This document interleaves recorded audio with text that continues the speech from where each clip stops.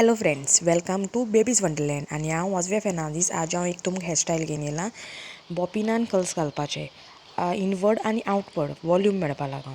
सो हे हेअरस्टायल एक कर्ल्सांची ती पयलीं तुमी जॅल एप्लाय करपाचें नाल्यार मूस आनी मागीर लास्ट पिन अप करून दवरले म्हणटरी तुमी हेअर स्प्रे मारपाचे स्ट्रॉंग उरपा लागून. आनी मागीर सोटा आसतना एक 1-2 आवर्सान तुमी सोडपाचें बिफोर तुगेले ड्रेसअप कोसना पळय. ड्रेसअप करून जावन म्हणटरी लेगीत तुज्यान सोडपा जाता.